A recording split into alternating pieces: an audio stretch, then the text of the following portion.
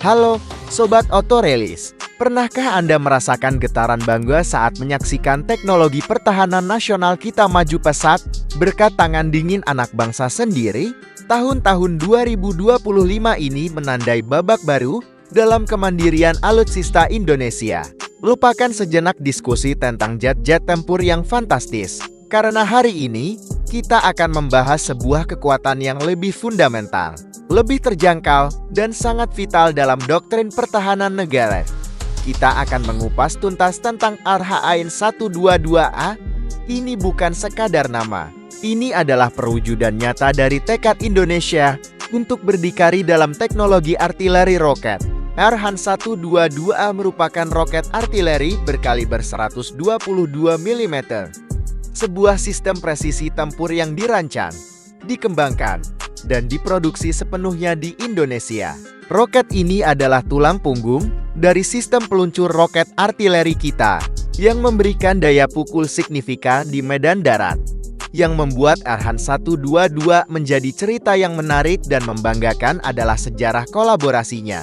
Pengembangan RHAN bukan hanya karya satu institusi, melainkan hasil sinergi dari konsorsium roket nasional yang melibatkan lembaga-lembaga strategis terbaik di negara ini, mulai dari PT Pindad sebagai ujung tombak industri, BPPT, dan LAPAN sebagai penyedia teknologi dan riset, hingga Tentara Nasional Indonesia TNI sebagai pengguna akhir. Konsorsium ini dibentuk dengan satu misi yang jelas, memutus rantai ketergantungan pada produk-produk asing dan mewujudkan kemandirian alutsista. Mari kita bahas detail teknisnya, terutama yang membuat model tahun 2025 ini begitu spesial. Secara umum, RHAN-122E memiliki jangkauan efektif yang luar biasa, mencapai sekitar 24 hingga 30 km, tergantung pada jenis proyektil dan kondisi peluncuran. Namun, pembaruan pada edisi tahun 2025 adalah lompatan kualitatif. Peningkatan signifikan terletak pada akurasi dan sistem kendalinya. Roket ini kini dilengkapi dengan sistem peluncur yang dapat bekerja secara otomatis, terintegrasi penuh dengan teknologi modern seperti GPS dan sistem peta digital. Ini berarti, di tengah hiruk-pikuk operasi militer modern, RHAN-122 menjamin kecepatan penargetan dan presisi yang lebih tinggi dalam menghantam sasaran. Selain itu, para insinyur kita telah menyempurnakan formula bahan bakar propelan. Versi terbaru ini menggunakan formula yang dikembangkan di dalam negeri yang tidak hanya lebih stabil dan efisien, tetapi juga memiliki daya dorong yang jauh lebih tinggi. Hal ini memungkinkan roket melesat lebih jauh, namun dengan daya rusak yang tetap optimal dari segi desain. Meskipun mempertahankan struktur aerodinamis dasar dari versi sebelumnya, materialnya telah diperbarui. Tabung roket dan sistem kontrol kini menggunakan bahan komposit yang lebih ringan, namun sangat kuat. Dampaknya sangat terasa pada fleksibilitas operasional, mobilitas unit peluncur menjadi lebih lincah dan cepat untuk digerakkan ke berbagai medan tempur, termasuk daerah-daerah yang sulit dijangkau atau berbukit.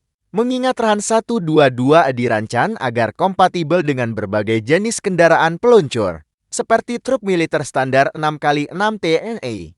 Kehadiran RHAN-122 memiliki nilai strategis dan ekonomi yang sangat besar. Setiap roket yang kita produksi sendiri adalah lambang kedaulatan, yang secara efektif menghemat devisa negara secara masif. Biaya produksi RHAN diperkirakan jauh lebih efisien dibandingkan roket sejenis dari luar negeri.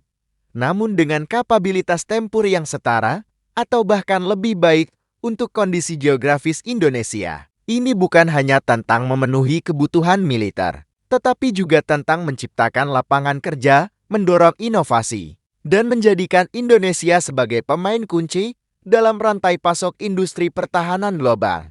Ini adalah investasi cerdas yang tidak hanya menguatkan militer, tetapi juga menguatkan ekonomi nasional. RHAN-122 adalah jaminan nyata bahwa kedaulatan kita akan selalu terjaga, dilindungi oleh inovasi buatan putra-putri terbaik bangsa. Jadi, inilah dia, RHAN-122E model tahun 2025, lebih dari sekadar alutsista. Ini adalah simbol kemajuan teknologi, kemandirian, dan semangat patriotisme Indonesia.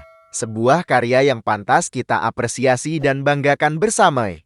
Nah, Sobat Otorilis, bagaimana menurut Anda tentang capaian luar biasa ini? Jika Indonesia harus mengembangkan satu lagi teknologi pertahanan canggih, menurut Anda, apa yang paling penting untuk kita ciptakan selanjutnya?